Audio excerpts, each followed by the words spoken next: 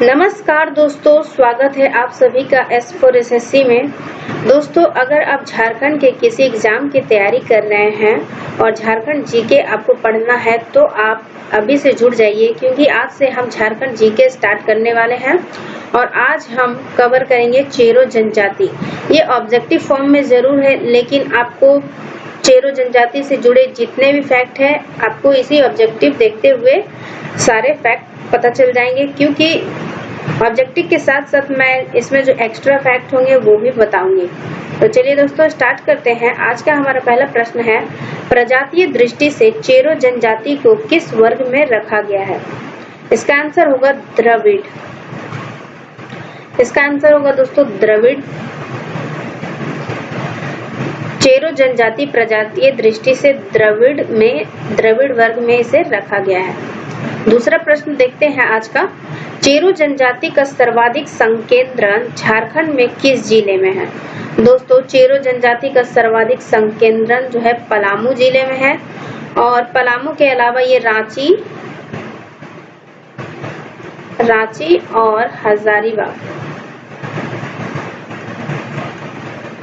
रांची के अलावा ये हजारीबाग और पलामू के अलावा ये रांची और हजारीबाग में भी पाए जाते हैं। और अगर प्रमंडल बोला जाए आपको तो भी इसका आंसर पलामू प्रमंडल ही होगा।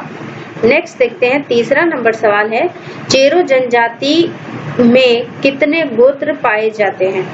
चेरो जनजाति में कितने गोत्र पाए जाते हैं दोस्तों? इसका आंसर होगा 7। चेरो जनजाति में कुल 7 गोत्र होते हैं, और वो कौन कौन से होते हैं देख लीजिए। चेरो जनजाति में जो 7 गोत्र होते हैं उसमें है मऊआर, कुंवर, संवत, रौतिया, मांझ, सोहनैत एवं महतो। इसे ध्यान दीजिएगा, इसमें 7 गोत्र है। वैसे तो सामान्य रूप से पूछा नहीं जाता कि कौन कौन से गोत्र है, लेकिन ध्यान में रखना चाहिए, हो सकता है आने वाले समय में पूछ लिया जाए, इसलिए इसे ध्यान में रखिएगा। चलिए नेक्स्ट आगे देखते हैं हम। सवाल नंबर 4, निम्न में से कौन सी जनजाति स्वयं को चौहान अथवा राजपूत मानती है? तो दोस्तों इसका आंसर है चेरो जनजाति। चेरो जनजाति जो है स्वयं को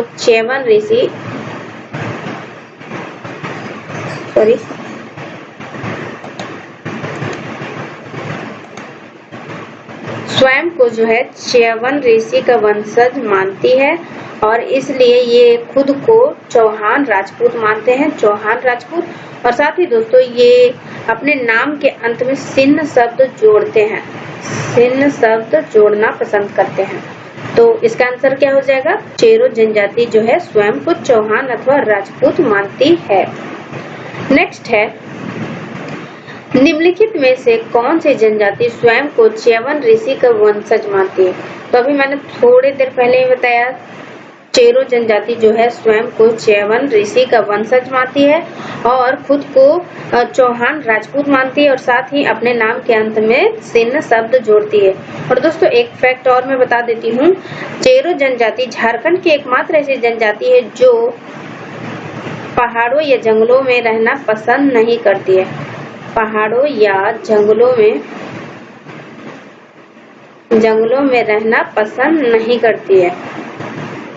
नेक्स्ट है, चेरो जनजाति की भाषा निम्न में से क्या है? तो दोस्तों चेरो जनजाति की भाषा जो है सदानी है। इसका आंसर हो जाएगा ई।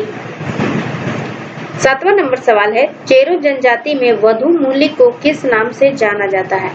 तो चेरो जनजाति में वधु मूली को दस्तूरी कहते हैं, और दोस्तों एक और नाम से जाना जाता है, वो बहुत सारे बुक में आपको नहीं मिलेंगे, झापी। चेरो जनजाति में वधु मूली को दस्तूरी या झापी कहा जाता है। और दोस्तों चेरो जनजाति जो है झारखंड की अन्य जनजातियां जहाँ पे कन्या पक्ष को दिया जाता है वधु मूली, वहीं पे चेरो जनजाति एक ऐसी जनजाति है जहाँ पे वर पक्ष को तिलक दिया जाता है, वर को तिलक दिया जाता है या वधु मूली दिया जाता है, वर पक्ष को तिलक दिया जाता है। और यहाँ पे वधु मूली के क्या कहते हैं दोस्तों? से दस्तूरी कहते हैं। नेक्स्ट है 8वां नंबर सवाल, चेरो जनजाति का प्रमुख पेशा क्या है? इसका आंसर हो जाएगा कृषि करना। चेरो जनजाति का प्रमुख पेशा है कृषि करना। और दोस्तों चेरो जनजाति ऐसी जनजाति है जिसे जो मजदूरी करना अपने स्थान के खिलाफ समझती है और उन्हें मजदूरी करना पसंद नहीं है, वो कृषि करते हैं। नेक्स्ट है 9वां नंबर सवाल, चेरो जनजाति कितने उप समूहों में विभक्त है? इसका आंसर हो जाएगा 2। चेरो जनजाति 2 उप समूहों में विभक्त है और वो कौन कौन से दोस्तों, ये देखिए आपके समक्ष है, बरहजार या 12 हजरिया और तीसरा है 13 हजार या बीरबंधिया। इसमें 12 हजरिया को श्रेष्ठ माना जाता है और ध्यान रखिएगा ये जो 12 हजरिया और 13 हजरिया में से पूछा जा सकता है कि 13 हजरिया को अन्य किस नाम से जाना जाता है, तो ये हो जाएगा बीरबंधिया।